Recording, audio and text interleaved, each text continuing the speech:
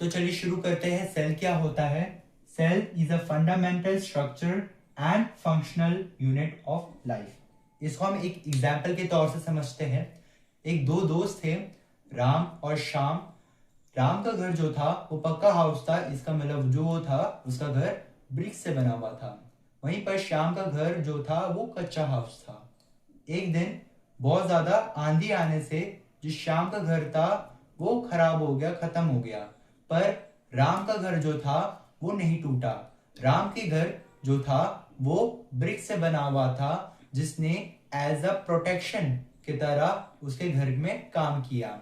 इससे हमें ये समझ में आता है कि जो सेल होता है एक फंडामेंटल स्ट्रक्चर, ये एक सेल को या फिर एक ऑर्गेनिज्म को एक फंडामेंटल स्ट्रक्चर प्रोवाइड करता है, एक स्ट्रेंथ प्रोवाइड करता है एंड फंक्शनल यूनिट।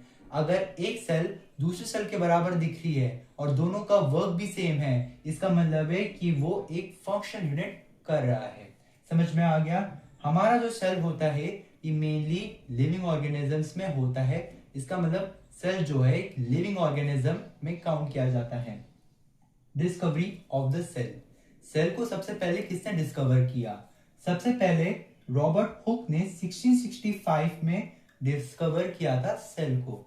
सेल जो था उस समय उसने डिस्कवर किया था वो डेड सेल था from the bark of the tree, मतलब जो पेड़ का जो खुदरापन होता है उससे उसने सेल की खोज की थी by the its own primitive microscope.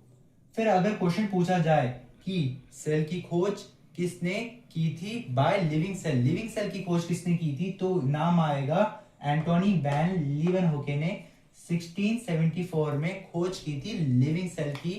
कैसे खोज की थी उसने? पॉन्ड वाटर से जो होता है उसने एक सैंपल लिया और उस सैंपल को अपने ही खुद के बनाए हुए माइक्रोस्कोप से उसने टेस्ट करके बताया। अगला इंसान आया हमारा रॉबर्ट ब्राउन। उसने 1831 में खोज की थी न्यूक्लियस की। न्यूक्लियस क्या होता है गाइस? न्यूक्लियस होता है control centre of the cell. Cell को कौन कंट्रोल करता है? वो कंट्रोल करता है आपका न्यूक्लियस। अब आए पुरकनजीस 1838 में आखिरी, इसने प्रोटोप्लाज्म की खोज की।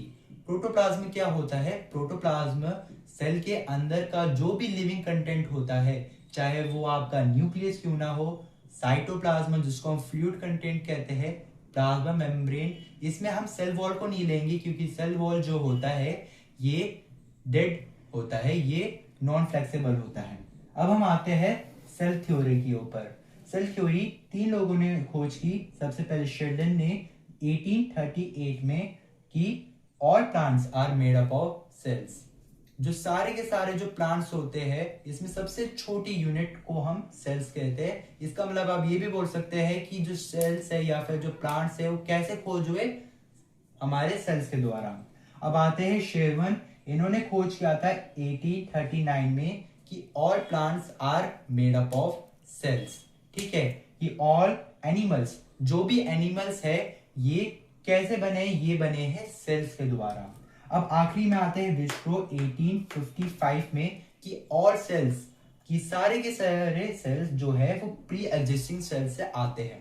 प्री एग्जिस्टिंग सेल्स का मतलब क्या है कि अगर एक सेल सेल डिवीजन के द्वारा जाएगा तो उसके दो सेल्स बनेंगे, वो दो सेल्स और सेल डिवीजन होकर चार होंगे, 4 से 8। तो ये सारे जो सेल डिवीजन है ये एक ओरिजिन से वो है। इसको हम विचक्रोम ने बताया कि all cells are came from pre existing cells. चलिए आज के लिए इतना ही, धन्यवाद।